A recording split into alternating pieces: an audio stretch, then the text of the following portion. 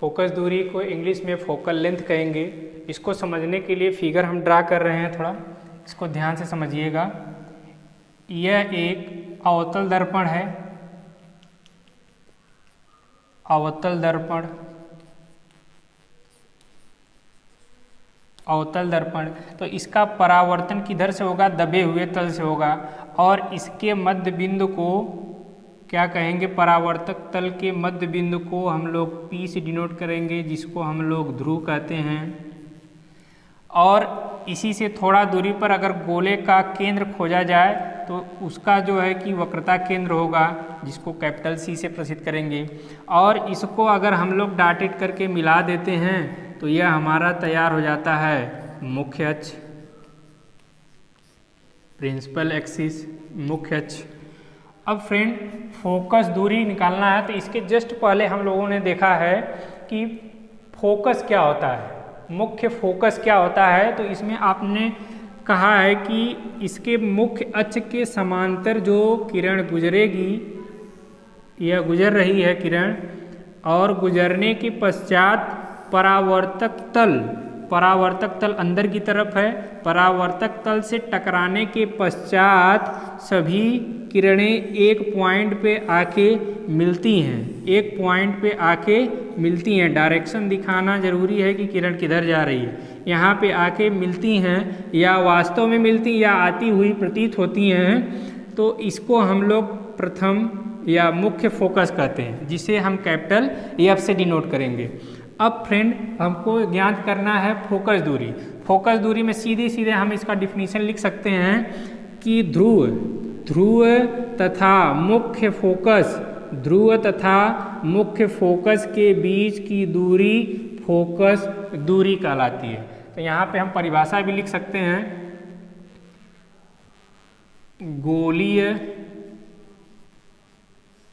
दर्पण के ध्रुव P तथा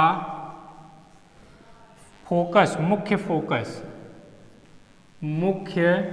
फोकस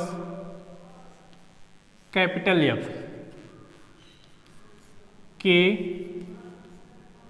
बीच की दूरी फोकस दूरी कहलाती है, फोकस दूरी कहलाती है।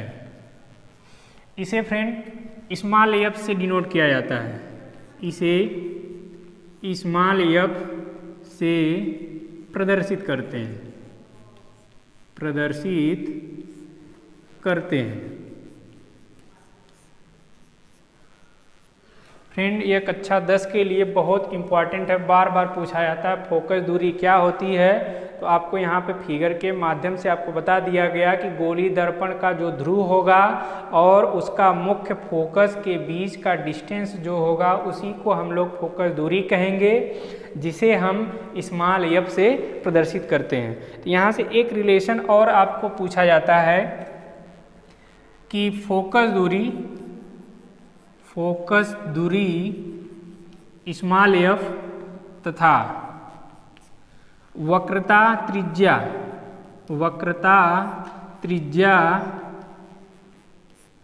के बीच संबंध बहुत इम्पॉर्टेंट है फ्रेंड ये आपके लिए, और एग्जाम पॉइंट के लिए यहाँ से 1 या 2 क्वेश्चन हर साल आपके एग्जाम में पूछा जाता है। तो फ्रेंड यहाँ से ये रिलेशन फोकस दूरी वक्रता त्रिज्या को हम लोग कैपिटल R से डिनोट किए थे, इसलिए यहाँ पे फोकस दूरी F इज इक्वल टू हो जाता है R/2।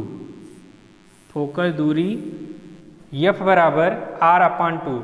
यहाँ से एक परिभाषा और दे सकते हैं फोकस दूरी का, कैसे दे सकते हैं वो कि R क्या है? वक्रता त्रिज्या है। वक्रता त्रिज्या का आधा या वक्रता त्रिज्या की आधी जो डिस्टेंस होगी उसी को हम लोग फोकस दूरी कहेंगे, इसे F से डिनोट करेंगे। यहाँ से आपसे रिलेशन पूछा जाता है ये, या यह भी कर सकते हैं कि R बराबर क्रॉस मल्टीप्लाई हो जाएगा इसका, तो यहाँ पे हो जाएगा 2 इंटू एफ, यह भी रिलेशन है।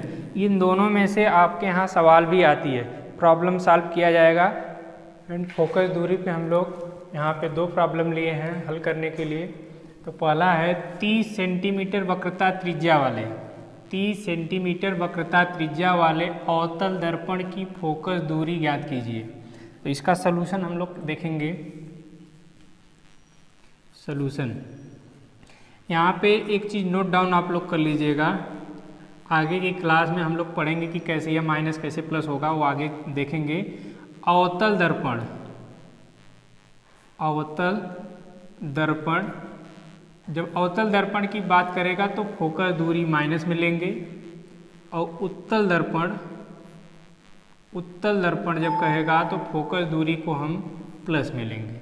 इतना ध्यान रखिए, आगे की क्लास में इसको भी डिफाइन कर दिया जाएगा कि ये कैसे होता है।